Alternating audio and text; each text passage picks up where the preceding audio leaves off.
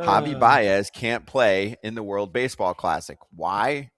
Because he smoked a little weed in 2023 or an edible or something that like half the league has done. I'm like, what? It's And always, wait, blame game here.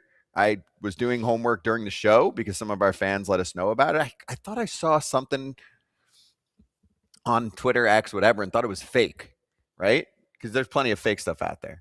And then, fans are telling us, and they're great, and they know. And then I start researching it, and yes, he has been denied, suspended from 2023.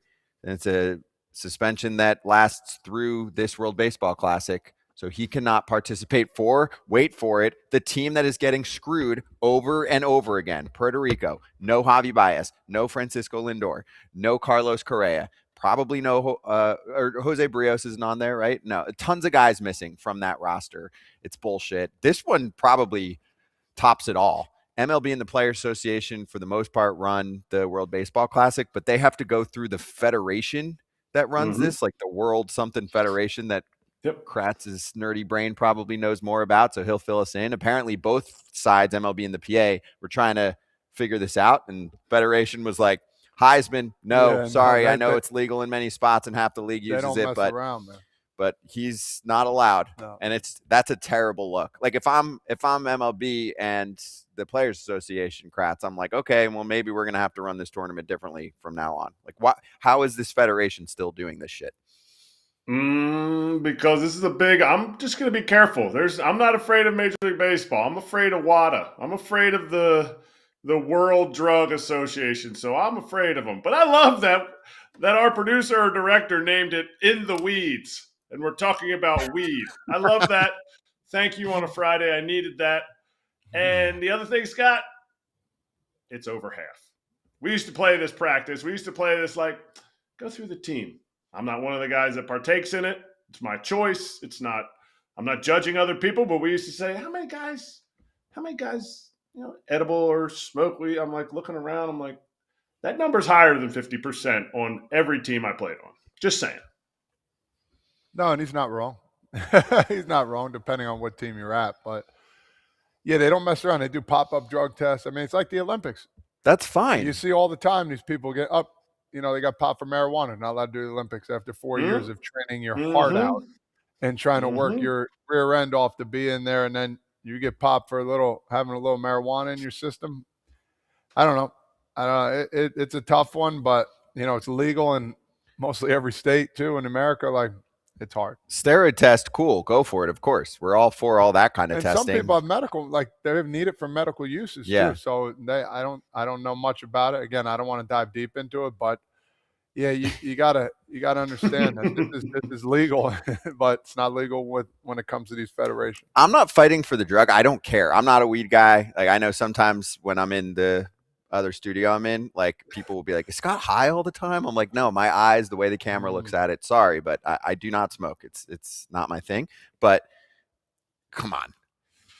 If MLB still had it as a thing, it's like, all right, I understand what's going on here at least. But it's not a thing in MLB. So now you're asking all of these MLB players to switch their lifestyle for this. I'm sure many of them didn't even know about this. And again, if we're going to do the weed game in the World Baseball Classic, then we're not going to have a game. We're going to have the straight edge baseball classic.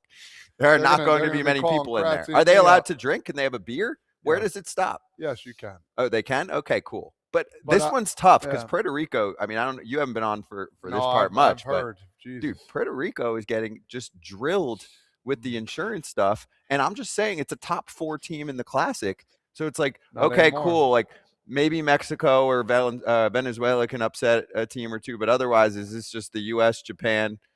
Let's just watch them in the title game because Puerto Rico can do some damage. Oh, sorry, Dominican too. My bad, DR. My bad. But still, Puerto Rico is one of the top teams. They can make noise. They finished very high up in this tournament in the past. And to me, my boiling point was before this with the insurance with some of the guys. Now I'm way past it. I'm like, one guy's booted. Of course, he's a guy who could be pretty valuable in the Classic. He steps up in these Classics too, with his swing. And I don't know exactly where they're playing, but if they play one of those high elevations and he gets that ball in the air, he can hit 5 homers in 2 games. So Yeah. They're playing in Puerto Rico. Oh, they're playing. They're playing in Puerto Rico. Oh yeah. Yeah, and they don't get to watch any of their stars. Think about the dudes that are missing, like that are the staples. Yeah, I mentioned it before. It's Lindor, it's Correa, it's trouble. it's Baez. It is trouble. It's bullshit. You want to see the best of the best play. That's where I'm at. I'm so pissed. I'm so sad for Puerto Rico. All they've been through in the last 5 years, the country loves baseball, and they've had to rebuild after that massive hurricane. And like, this is something that brings the country together, but it also shines a bright light on the country of Puerto Rico, the island that doesn't get a lot of love in this sense. You have Carlos Beltran going into the Hall of Fame. That's a massive day. You have Todd and I both played in San Juan, Puerto Rico, in Ponce, and I forget the other city in Puerto Rico. And we got to play at Roberto Clemente Stadium. Like, there's a lot of history for baseball in Puerto Rico, and they got to host it this year. They get to host it, and like, these games are going to be on TV, and for them to not have their best countrymen out there, I'm sad for it. I'm sad for how it's played out. I'm not saying it's fair or unfair. I'm just sad that the best guys don't get to play.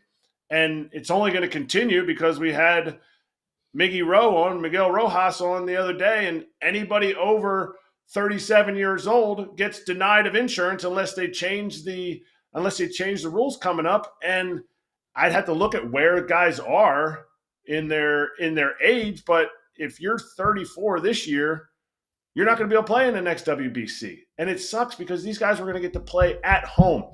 If you've never been to winter ball, and I'm not saying this is winter ball, this is a step up from winter ball, but winter ball, they just want to see their team. They want to see their countrymen play. They even love it when foreigners come to play. I never played in Puerto Rico, but I played in the DR. They want to see it. And it's super important.